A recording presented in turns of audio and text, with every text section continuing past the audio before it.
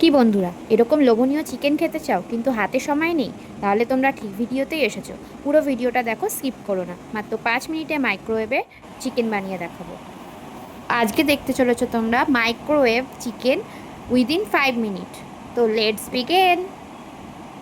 ও দাঁড়াও, ইন্ট্রোটা তো দিয়ে যাই। আমি হলাম ডিয়া আর তোমরা দেখছো লাইফ উইথ ডিয়া। তো এই চ্যানেলে থাকো আর আরও এরকম আরও ভালো ভালো ভিডিও পেতে চ্যানেলটাকে সাবস্ক্রাইব করে দাও।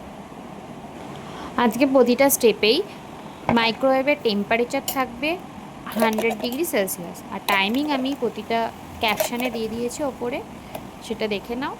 আর এই চিকেনটা বানানো সত্যিই ইজি। বাড়ির ছোট সদস্য যে মাইক্রোওয়েভের সুইচ টিপতে জানে, মানে বাটন অপারেট করতে জানে, সেও বানাতে পারবে। খুব ইজি। তো দেখতে থাকো কি হয়। আজকে সত্যি বলতে আমারও হাতে সময় ছিল না, তাই এই চিকেনটা আজকে বানাচ্ছি। মানে আমার আজকে ক্লাস ছিল প্রায় 12:30 অবধি। তো তারপরে মা বলেছিল যে চিকেনটা রান্না করতে, তো আমিও আজকে এটা ট্রাই করলাম। আর তোমাদেরও বলছি ট্রাই করো। আর ভেবো না যে সময় কম বলে এটা টেস্ট কম। টেস্ট কিন্তু গ্যাসে রান্নার থেকে কোনো অংশেই কম নয়।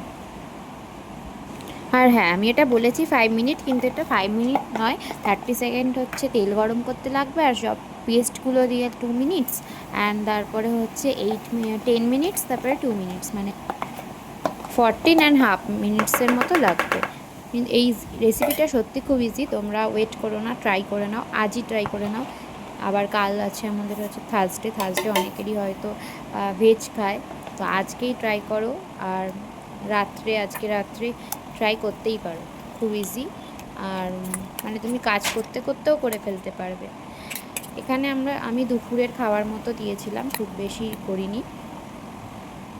তোমরা এখানে তেজপাতা আর তোমরা এখানে তেজপাতা আর গরম মশলাও দিতে পারো, কিন্তু আমি দিইনি, কারণ আমি খুঁজে পাচ্ছিলাম না, মা বাড়ি ছিল না, তো আমি তেজপাতা আর গরম মশলা খুঁজে পাচ্ছিলাম না, আমি এটা স্কিপ করে দিয়েছি। কিন্তু এর জন্য কোনো টেস্টে তেমন মানে ডিফারেন্স আসেনি, কিন্তু তোমরা যদি তেজপাতা আর গরম মশলা দাও তাহলে আরও একটু বেটার হবে। আমি এখানে লেবুটা অ্যাড করে বীজগুলো তুলে নিয়েছিলাম। অবশ্যই কিন্তু মাস্ট বীজটা কিন্তু তুলে নেবে লেবুর, কারণ তেতো হয়ে যায়, তিতকুটি ভাব চলে আসবে। বীজ থাকলে ওটা সেদ্ধ হবে, বীজের থেকে রসটা বেরোবে আর তিতকুটি ভাব চলে আসবে। আর এটা প্রতিটা স্টেপে কিন্তু আমি দেখবে মিক্স করবে, মানে যেহেতু মাইক্রোওয়েভে হচ্ছে, ভালো করে মিক্স করে দিলে কী হয়, ভেতরে ঢোকে। কারণ মাইক্রোওয়েভে তো আমরা কড়াইয়ে যেমন আমরা খুন্তি দিয়ে নাড়ি, মাইক্রোওয়েভে তো আমরা নাড়ি না, তো ওই জন্য কী হয়, মিক্স হয় না। তাই জন্য ভালো করে মিক্স করে দেবে, তাহলে একটু বেটার হয়।